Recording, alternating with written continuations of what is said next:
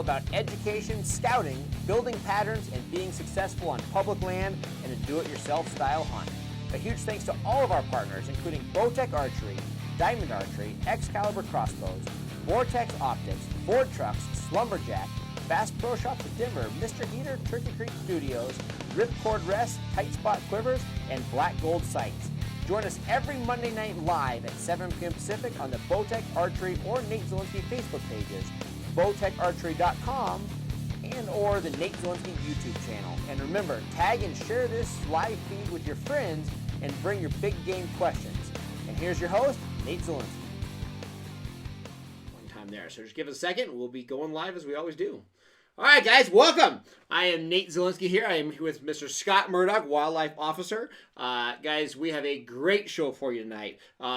As always, we always are talking about education, preaching, knowledge of the resource, whether that resource is the land, the animals, or really conjunction of everything put together. Education is what makes success. That's why guides are so successful, is because they have all of that knowledge. So as we go forth, it's all about that knowledge. We've been practicing this since May with all of our scouting, and tonight we're taking it one step further. So again, I want to introduce my guest. Scott, thanks so much for coming in.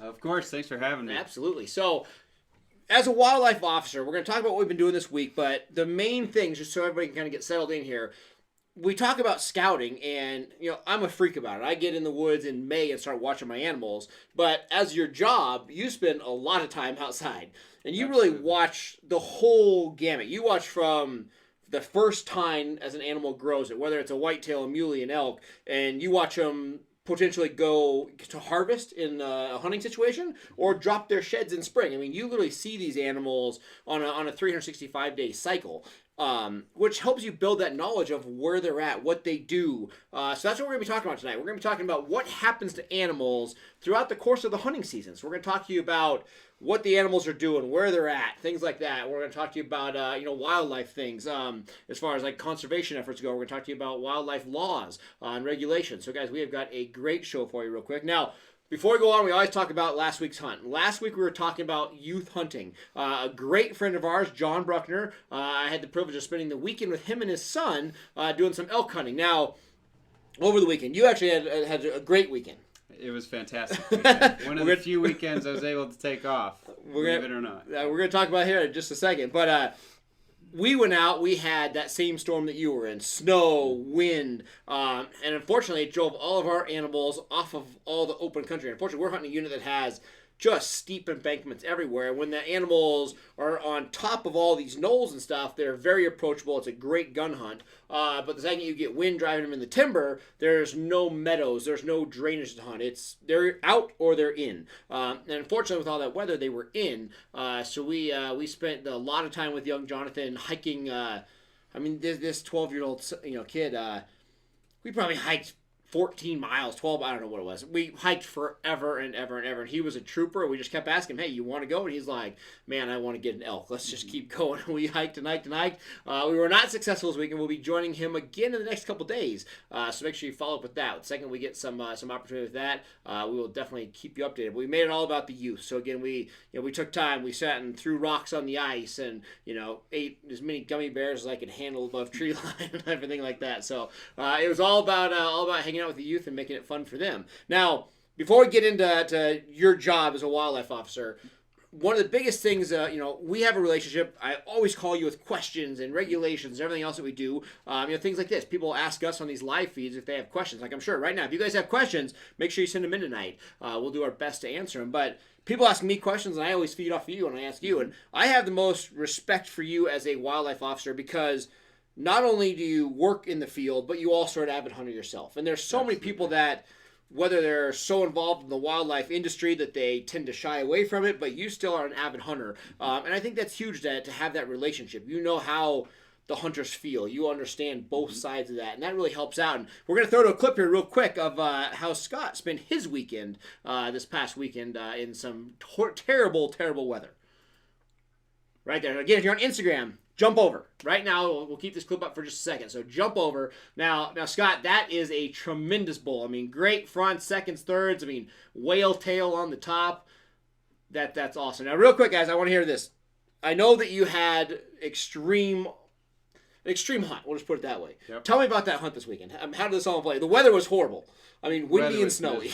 windy. I guess that was kind of the name of the game this weekend. We don't often, as game wardens or wildlife officers, get out as much as we would like. Yeah. But I had done my scouting. I had located animals. Unfortunately, the animals that I had found, there were guys on that I guess Friday, and so my game plan totally changed, and there was several people in on these other animals, tromping through the bedding areas and all these things, and so unfortunately I had to kind of adapt, and luckily I had a backup plan. I had some other elk located, went up into this drainage, ended up finding these elk up above tree line the night before the season.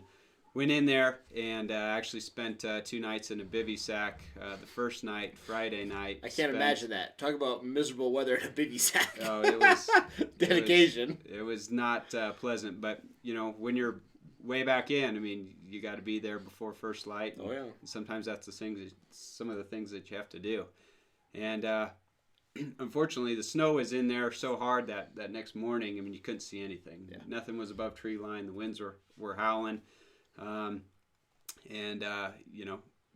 of went to my third plan, if you will, and started tracking. And I got on one group elk and started tracking, ended up cutting some lion tracks on that, got off of that track, and then found the highway of elk that was associated with the group that I found that Friday night. And ended up tracking them most of the morning and found that group, found the bull, bumped them. And, the wind swirling, the situation was not right. And like Nate was saying before, these elk, in a lot of these areas, it's either thick, dark timber or it's a meadow or tree line. I mean, there's no in between. In this area, was that. And you couldn't shoot more than 30, 40, 50 yards in a lot of places. And when they're in a big herd, that's tough. Totally, and you may only see the edge of the herd, and so you may only see the couple cows hanging on the edge. That bull may be either on the other side of the herd or in the middle, bedded down or something, and so you just have to get lucky when you get up to their beds. And so I just kept pushing, and I ended up following these elk for 6-7 miles, and every once in a while the bull would bugle, and so I knew I was on the right herd, and it just didn't work out that day, and ended up putting them to bed, and ended up going back in the next morning, and ended up finding this group bedded kind of on the calm side of the hill. I mean, everywhere else was blowing 50, 60 miles an hour. I mean, it was just brutal. And, they had found this kind of spot where they were a little bit more safe, protected, and he was bedded out, at tree line, and, got in range and sealed the deal. So started packing out. Worked it, yeah, lots of packing out. Yep. That's awesome, guys. We're going to talk more about that because I think one of the most underutilized opportunity is following a track out. Mm-hmm. I see hunters all the time that come up on a track in the snow and they look at it and they're like, oh, there's some tracks. And then they're like, that's great that they're here. And they walk on. They might look at the direction and think that, but very few hunters literally put like a hound dog nose in snow and walk it out. And it's, as long as you have the physical ability, it's probably one of the most successful ways to do it. And the biggest thing is, it's a combination of watching with your bare eyes and watching the binoculars and making sure that you are aware of how close you can get. Because, a lot of times that situation leads to very close encounters. But luckily you have snow. Usually you're quiet. Mm-hmm. As long as you can play the wind. Following out a track is an unbelievable opportunity to put down an animal. Especially as we're starting to enter, that later October, a lot of these hunts, whether it's a Pennsylvania whitetail, wherever we're at. Mm-hmm. Following tracks is going to be a huge thing, whether even you're following to put them down and hunt them, or just using it as a scouting trick, finding, big bucks, things like that. A lot of our nighttime hunters, the people that are, again, in the Midwest, instead of putting out 100 trail cameras on every opportunity, every time it snows, go out and see where the tracks are, see where the animals are crossing around. You can learn a lot from that snow. So, guys, again, all that, and congratulations. That's a heck of a bull. Throw that up there one more time, Devin. Let's check that out. Again, 2 nights in a bivy sack, long hunts, long hikes, but he got it done. And that's the biggest thing, is staying prepared. And we're going to talk about that, staying mentally in the game. It's so easy to give up 50, 60 mile an hour winds, and especially when Mother Nature gives you the excuse to back out. I think that's the biggest thing. We all when conditions are right and when it's calm, nice, it's hard for us to quit because we don't have an excuse. That's just who. I mean, I'm not saying we all make excuses, but I'm a fisherman. You know what I mean? If I have the excuse to blame Mother Nature, I'm like, I'm out. Yep. So it's windy, blowing 60. It's easy to pull off, go back to the cabin, go back to the hotel, go back to camp. But you can stick with it, and a lot of times sticking with it can pay off, especially when everybody else is struggling. Take the small opportunities and make the most of them. So, guys, we're going to jump on things. Again, bring your questions, guys. Tonight is a night for questions. So if you have questions regarding anything, bring them tonight, especially anything, again, for our officer here. We would love to hear that. But we're going to talk about a couple things here real quick. First thing we want to talk about, this is the big question that we always get, is what happens to the animals throughout the season. So let's just say we took out hunting and we took out people. Obviously, you have natural migrations and habits to where you have a pre-rut, or let's say a summer pattern, a pre-rut, a rut, and a post-rut for elk. Then you have the same thing for muley, same thing for mule deer. You have your bears getting ready for hibernation. Every animal has their cycles, and obviously that changes behavior, and you, the hunter, have to anticipate that. Then you throw in the hunting mix. Everything we preach is public land. We would love the opportunity to be a private land hunter. A lot of our viewers sometimes have that access. Most of the stuff you hunt, that I hunt, most stuff that we're preaching about is something that every single person out there can do. We call it, we're the regular Joes. I mean, we're purchasing our tags. Half the time we're over the counter or no points. We're not saving up for years and years. We're trying to hunt every year and make the most of those tags. So with that, we're hunting public land. I mean, I parked in a parking lot on Saturday morning with 8 other vehicles. Because it's just what it is. And we still made a great hunt out of it. If we didn't have 100-mile-an-hour winds, we were on elk just because we're willing to push a little further, a little harder than everybody else. But with that said, I want to talk to you, somebody who's in the field almost on a daily basis, watching animals. What's the biggest impact that hunters have that changes things? Do the animals push deeper in the woods, or do they just turn nocturnal, or what happens to the daily migrations of animals as hunting season starts, and especially archery season versus rifle season? What all of that has have an effect on animals? Yeah, I mean, there's a variety of different things that those animals will do, and they'll respond differently in different areas. I mean, where I patrol, I've got a lot of urban areas, so we've got deer and elk, and really to hang out in town and in subdivisions, and really have no real change in behavior in and around the people. But then you've got other populations that tend to be much more remote and act much differently than some of these other animals. And one of the biggest things that I preach to hunters that call me or talk to me and say, what can I do to find these animals? The biggest thing is try and figure out what are these animals going to do, okay? Most of the time, those animals are going to respond to the pressure by going to areas that they don't get pushed to, right? So each time a hunter goes into the woods and bumps a deer or bumps an elk, that animal is going to move into somewhere where it feels safe. And then once it's stayed there long enough, it may move or migrate or go back into different areas. And if it doesn't get bumped again, maybe it'll reside in that particular area. But if it continues to get bumped over and over and over, it's going to move completely. Remotely. Yep. And deer obviously respond much shorter distances. Okay. They'll flee shorter distances. Elk, they may go 2, 3, 4 miles sometimes, clear into 2 or 3 different drainages away from wherever the hunters may be. Sometimes you'll see them go nocturnal. But more than anything, I see them move into areas that are unpressured when they're just not getting disturbed. One of the things that I see a lot with the hunters is, they'll hunt in areas that are real commonly or heavily used by the public. And it may be hikers, it may be hunters, it may be, other recreationists. Photographers, everything. All kinds of things. Yep. And those are areas that if it was me as a hunter, those would be spots that I would probably avoid. Yep. And so if I've never, ever hunted a unit, I can get a pretty good idea of where those animals are going to be by just looking at the overlay of roads. Yeah, parking lots, the whole deal. And I generally won't hunt within a half a mile or a mile of any road. And I can more or less eliminate a lot of country. Not saying that there's not elk or deer close to roads, but especially to amplify elk, your odds. especially elk. If you can get 1, 2, 3, 4 miles back in, or further in some cases, you can kind of beat the road hunters, and you can also hunt those animals when they're acting a little bit more normal. Natural behavior. Yep. Exactly. Definitely.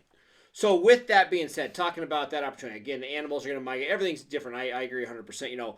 We saw a lot of stuff, especially with the elk rut, I would say. That's probably the biggest thing that I see the change. If I'm in an area with less pressure, even if it's a couple hunters, if these hunters are educated and they're communicating, calling, bugling to these animals when they're naturally bugling, it doesn't have an effect. But if you go out to an area where you have a lot of hunters and you're bugling at the elk and they're not even close to bugling yet, if the elk aren't talking, you shouldn't be talking. But hunters will do that. And I see a lot of times where the elk won't hardly even move. They'll stay in their normal habits, but they'll just shut down. So these animals will bugle naturally in the wild from 10 p.m. to 2 a.m. But any sides of that, early in the morning, they're just literally shut down just to not communicate because they know it's dangerous. And I've seen the effects of that type thing that hunters would have on these animals. So I think all situations they'll act differently, especially in the areas. If they only this one spot has good food, water, bedding, they tend to stay longer. If there's ample opportunities for that food, bedding, water, obviously they're a little more example to flee if they can. So that's great. Now we're talking about that. Talking about avoiding the crowds. We always talk about what you see, because we'll even make jokes and laugh. I'm like, oh man, what's the best hunting story you've seen today? And you see everything, and everything is.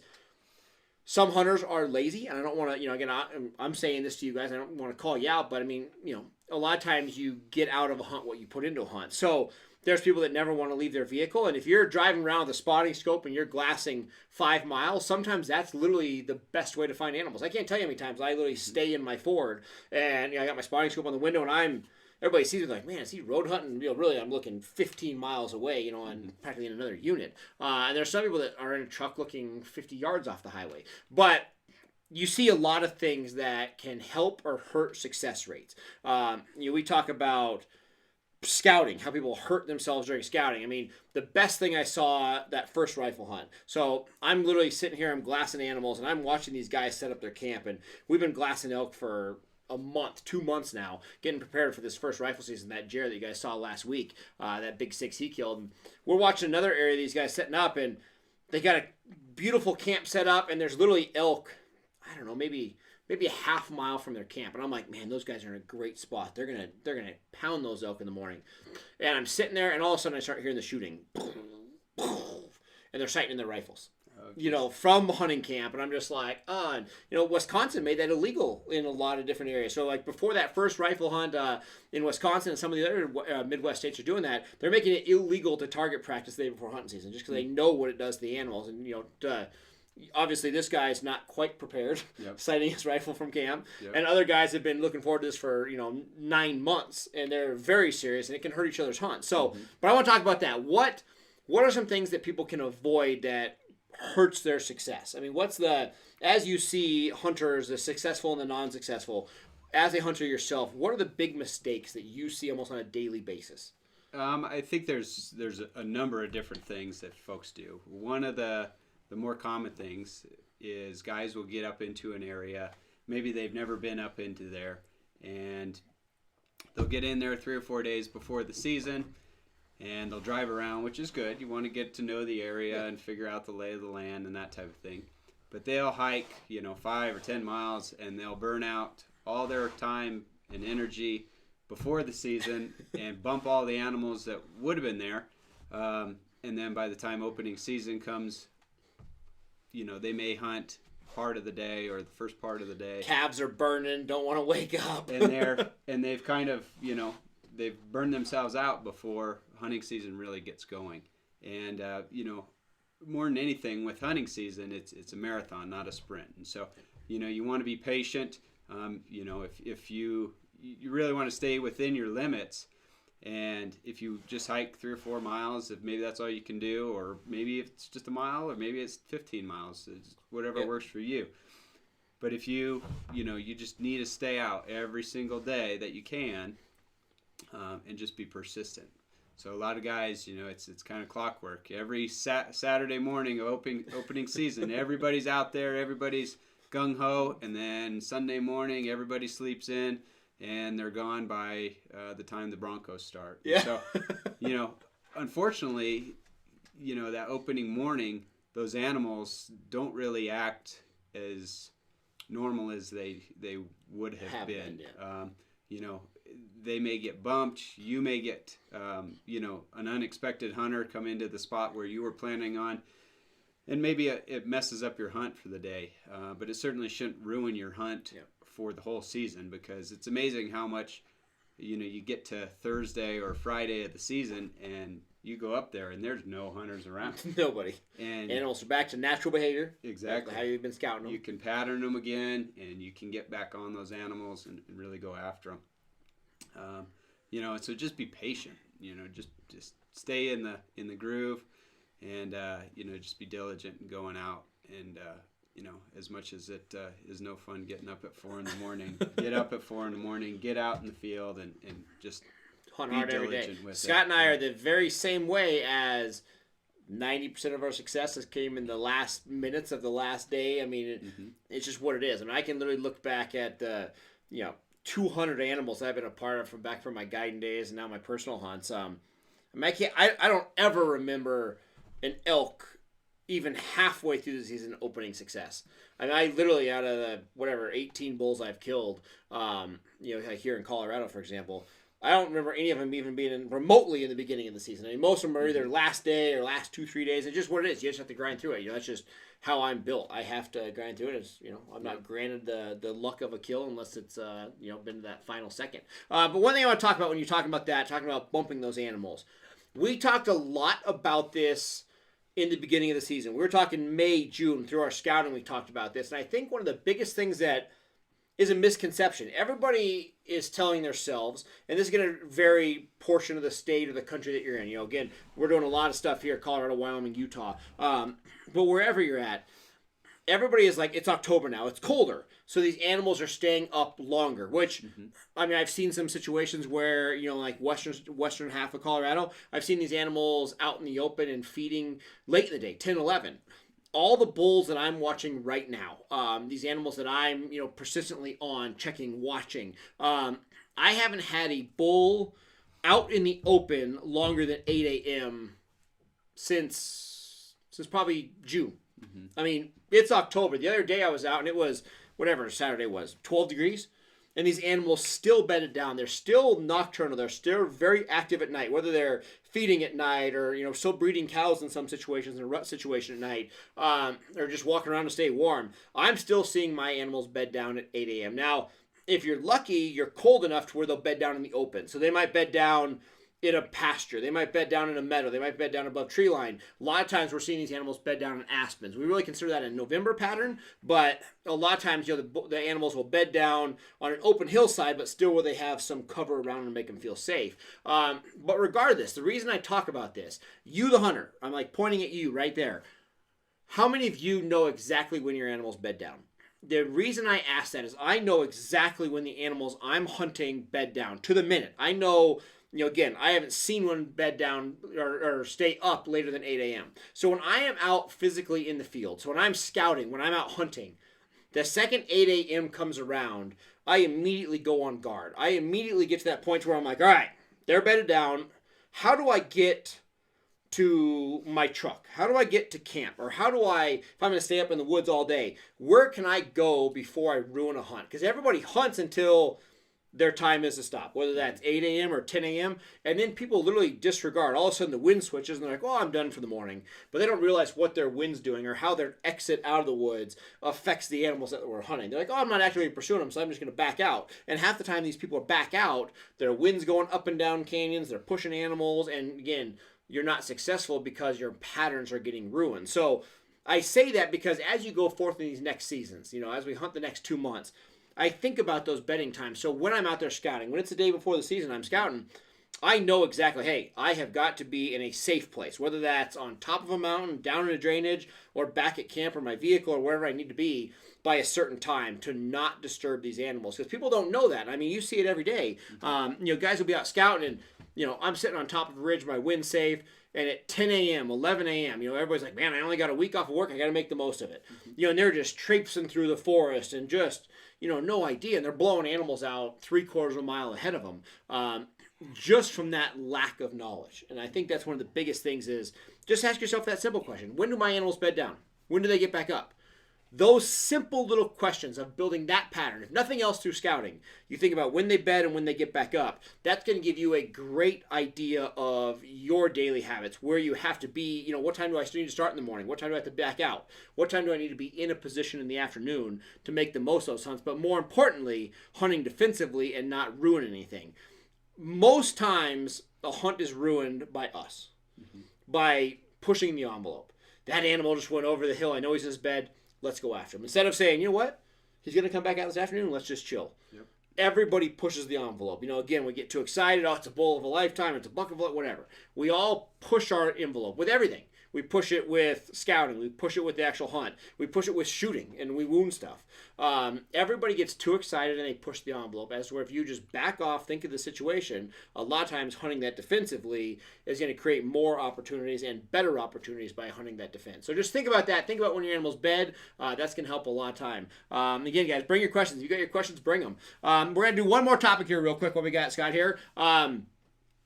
We want to talk. So I have a hunt coming up. I'm going to South Dakota. I've actually never big game hunted in South Dakota. This is my first South Dakota hunt. And I'm going through the booklets. I'm reading all the questions on the internet, and it's massive. I'm a new hunter to a new state, and I have, I want to make sure everything's in par wildlife related. I want to make sure I'm a smart hunter. Nothing ruins a hunt more than a violation. So I'm preparing for that, and I want to talk about what you see on the common mistakes. Obviously, there's a million things you could do wrong to violate a law in a certain state that you're big game hunting in. But there's a lot of things that are very simple that a lot of times get neglected, and that's just from people assuming things. Like the first thing I want to talk about is evidence of sex. Every state's going to have their law on what's considered evidence of sex and how the meat and the game has to be prepared for. But like in Colorado, I'd love for you to walk us through that because I see it on a daily basis. We pull into Steve's meat market, and I'm waiting in line, and I'm looking ahead of me, and I'm like, man, that doesn't look right. And then you sit, and you drive by camp, and the deer's hanging in the tree, and I'm like, that doesn't look right either. So again, let's talk about that law first, about evidence of sex and how that should be handled by the hunter. So one of the things, the wildlife officers in Colorado are a great resource, really anywhere in the country. Hunters. Feel free to give us a call. I'd be more than willing to volunteer my time to talk with, various hunters. Obviously, midway through the season's probably not the time to do that. But, I don't have any problem talking with hunters, about spots and locations and questions regarding laws, whatever you need. And that's around the country, and that's what I would recommend Nate do with South Dakota is talk with some of those officers and really get the details and the nuances to those laws.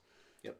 And you're serious about that. I talk to game wardens all across Utah, Colorado. there's times where I'm just like, hey, and again, I do this in May, June, July. I'm like, hey, I'm planning a September hunt in the area that you're at. I have a week to hunt. The season's 30 days long. When would you suggest I come out? All these people are willing to talk to you. You can't call them Friday night at 6 p.m. before Saturday start. People get mad. They're like, man, I called him. He never called me back. I'm like, when'd you call? And they're like, Saturday morning? Yep. That type of stuff doesn't happen. But most times, if you have that respect for the officer and you ask these questions, again, you're available. That's a part of the gig. Yep. I think, again, nobody takes advantage of the officers in their area. So think about that. You can usually get a hold of them, and it's a great resource to know that. So. Yep, absolutely. And especially guys with real high preference points tags, stuff like that, we get more calls. But even for over the counter licenses or just say run of the mill licenses, it's surprising how few calls I get from hunters, and I'd be more than willing to help folks out, if they call. There's the number to the office. Perfect. Right on the screen, guys. There's the number to the Colorado Parks and Wildlife. Again, that's how you get a hold of your local manager for your particular area and get your questions answered for sure. Regarding some of the more common violations that we see, obviously as a hunter, I know how amped up you can get when you're in the moment and you're like, oh shoot, it's been 10 minutes. I haven't even voided my carcass tag. Yeah. I need to make sure that I retain evidence of sex. I need to do all these basic things in order to validate my kill. Yep. And so, as a hunter, I'm able to empathize with other hunters. And so, when I'm, sitting a mile away and I'm watching a hunter go through the process of killing an animal and taking photographs and high-fiving and starting to cut and doing all this stuff, I can put myself into that person's shoes. Some of the basics. When it comes to evidence of sex, more is always better, right? So if you can get that animal out whole, make sure you retain the head as well as the sexual organs, right? So now we've got 2 pieces of evidence of sex that counts, so that, if it is a buck and you end up cutting the head off later, or you take the head in for CWD testing, you didn't just cut your only source of... Because once the head is detached, it doesn't count. Correct. I think that's the biggest thing, is everybody still quarters it and they're like, I got the head. Yep. If it's not attached, it doesn't count. Correct. So in Colorado, evidence of sex has got to be naturally attached. And there's some confusion when it comes to that of like, well, I've got it in a bag. Does that count? No, that does not count, right? So we've got to be able to tell for sure that this chunk of meat came from the sex animal that you shot. And so I've had situations where people have shot the wrong sex and tried to get away with it. And so obviously we've got laws for a reason. Yeah. When you're doing when you're quartering animals out, generally things have two sets, right? Yep. So leave one on one side, one on the other. That way, if you accidentally make a mistake and cut one off here, you've got a backup on the other side or the other quarter. And that's the first thing I do. That's kind of the general thought process is animals down, fill out the tag. Mm-hmm. Number one thing. It's just, I always put my camera with the tag. That's the thought process. Yep. Take out the camera and the tag, fill out the tag, get it properly attached. And then the big thing, like in Colorado, tag has to be on meat. Or correct. Attached. Your thought process there. Again, everybody sees it right here. Every hunter, right, you see it in the photos. And you see the tag duct taped to the antlers. Correct. Not in Colorado. Some states that's allowed.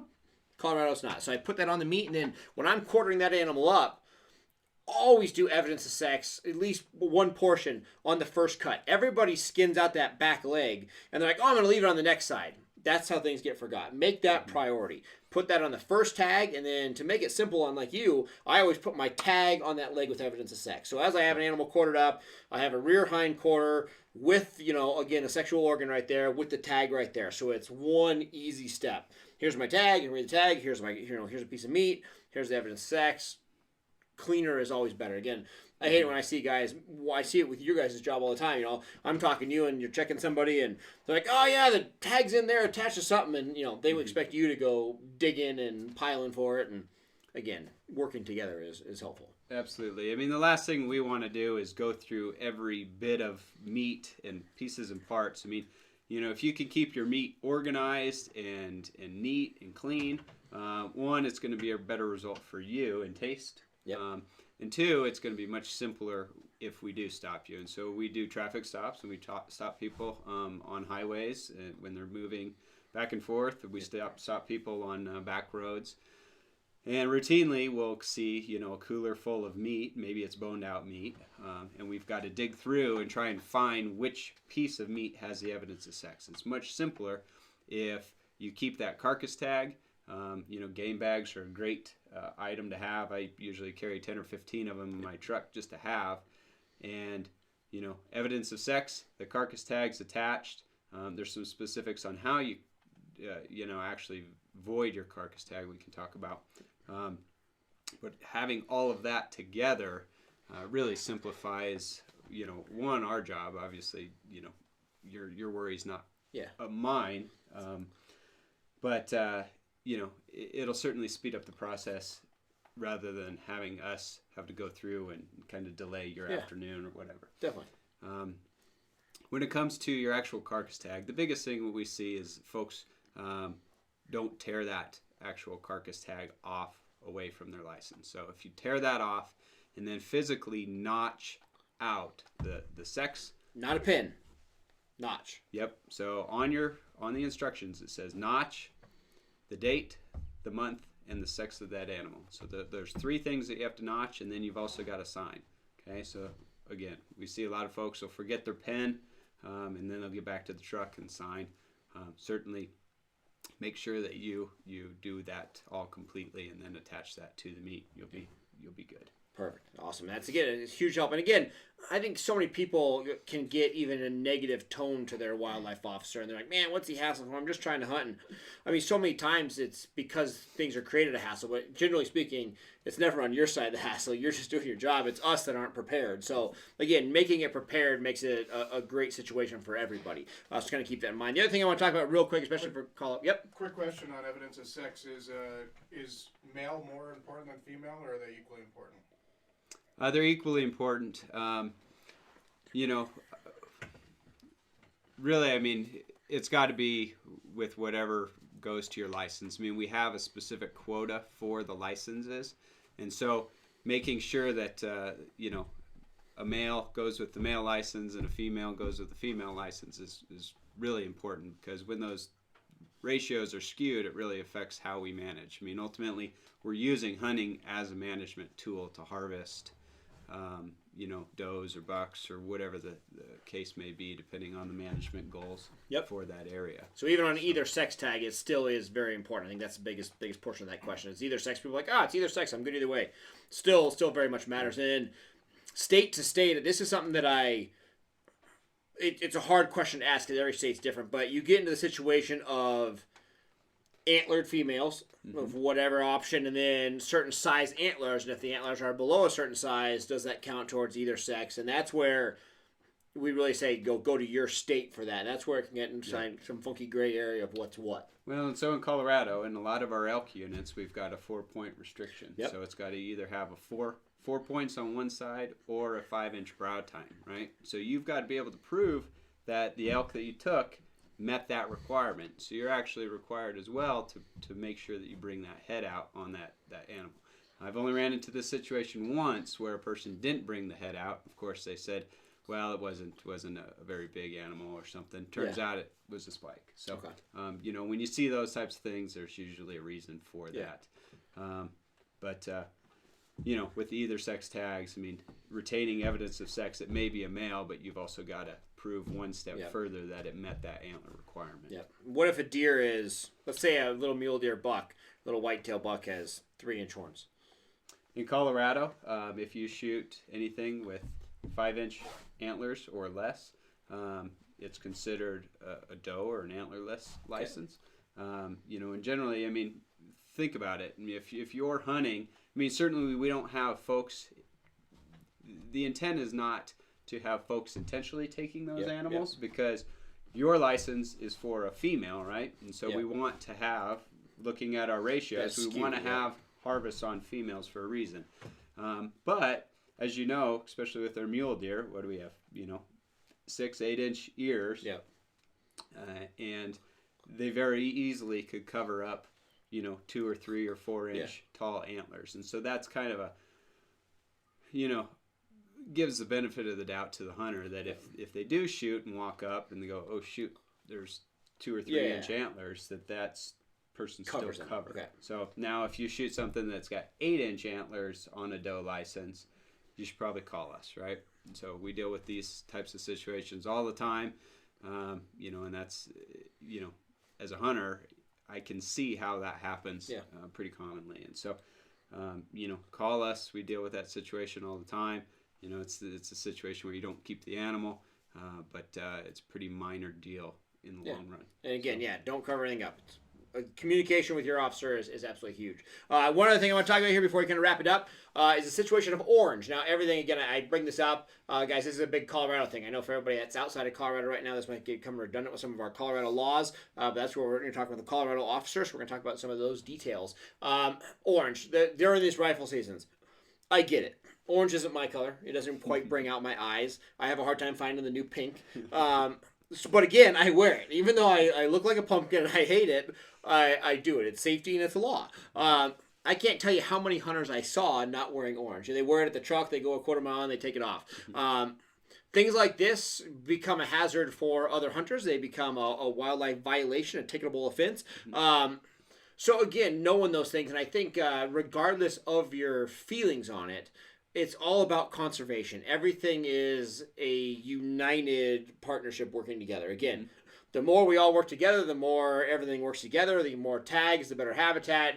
It's unbelievable how even the smallest things kind of, again, turn into a negative effect and everything kind of goes downhill. So, again, working together is huge. So, with that, like Colorado law, let's talk about orange. What do you got to wear and what's legal? Like, can I wear camo? So you cannot wear What's the camo thoughts on orange. that? I mean, really, I mean, the orange, came up years ago, and it was because we had a number of hunting accidents in Colorado and really across the country.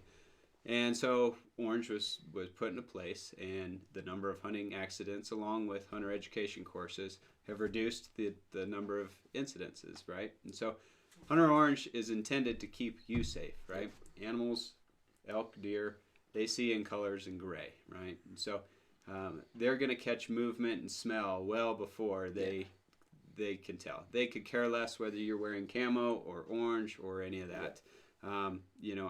I've hunted and I've worn blue jeans before. I've plenty of times I've just had a regular T-shirt on. You're wearing orange. I mean, it's part of the deal. We've called bulls in wearing orange to 5 feet. So again, it's not a deal, but yep, it you just have is to what do. it is. It's and camo orange does not count. Camo orange Gotta doesn't be count. solid blaze orange.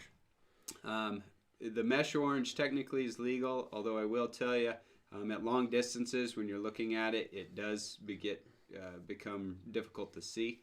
It kind of takes the background color or whatever you're wearing in, and it's like, to me, why would I risk my own safety for something that really doesn't matter, because the animals are picking up movement and they're picking up scent well before they can tell what color you're wearing. So I mean, that's kind of the basics. And so wear the orange, wear a head covering, and then the full vest. So I tend to put orange on my backpack as well. I was just going to ask that was a big question we get on this live feed a lot. If I'm wearing an orange vest but I still have a backpack on, is that still legal? I mean, we always put orange on our backpack for safety for the concern. What's about legality? So again, I would go back, you can look in the reg book and see what the rules are specifically. It doesn't say anything about covering that over, but you're required to wear orange, and you want it to be seen from all sides. Okay, think about the intent. What is the intent behind it? I mean, we're not trying to make it so we can see you. It's totally for you to not get shot by anybody else.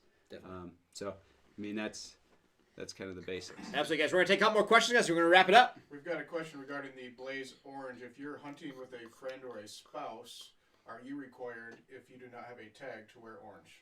You are not required. I suggest folks to wear it, at least some sort of orange, because, believe it or not, most of our hunting accidents that occur in Colorado are not between one individual and a complete stranger. Usually it's between either they're self-inflicted or the accidents occur between one individual and their hunting partner. Most of the time it happens in and around vehicles or some sort of loaded firearm issue. But again, we have issues where folks may mistake their partner for game, and it's a lot simpler to wear even something as minimal as an orange hat and be seen. Just to keep it safe. Definitely. Excellent. We're good on questions. Absolutely, guys. All right, perfect. Now, guys, again, I think the big things we want to focus on here. Number one, scouting and education pays off. You are a very successful hunter. You live in and amongst the animals practically with your career. The more knowledge you have of the animals, everything becomes easier. It's easier to predict their daily habits when things go wrong. I think that's the biggest thing that somebody like yourself or even me spend a lot of time in the woods.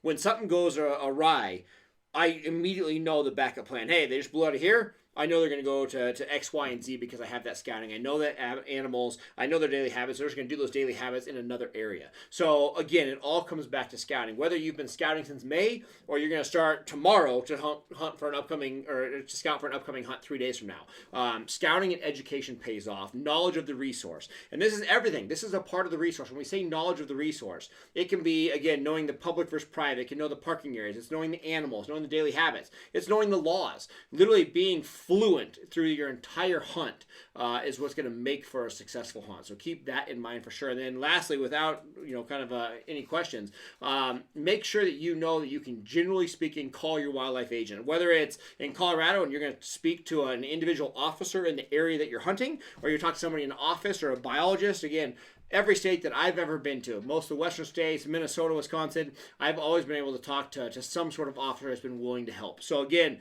it's a resource out there that is a major tool. These guys know the property, they know the land, they know the animals, they know the rut situations, and a lot of times you can highly increase somebody's hunt over the course of a 5-minute phone call or 10-minute phone call. I can't tell you how many times I've looked at a map on the hood of your truck, been like, man, I didn't even think about that drainage, Yep. Again, keep that in mind. These guys are out here for you. They're out here, again, they're your officer. So keep that in mind. They can highly increase your hunt. Now, real quick, I got one more thing to talk about here. Right behind the cameras, facing behind you, is Devin Menino. You guys hear about him a lot, producing the show. Great friend of mine. He has been behind the camera since May doing all of this stuff. He actually picked up a different tag. So in Colorado, there's a new system where tags that get turned in. So, hey, I can't hunt, I got to go out of town for work. Hey, my wife's pregnant, we're having a kid, whatever.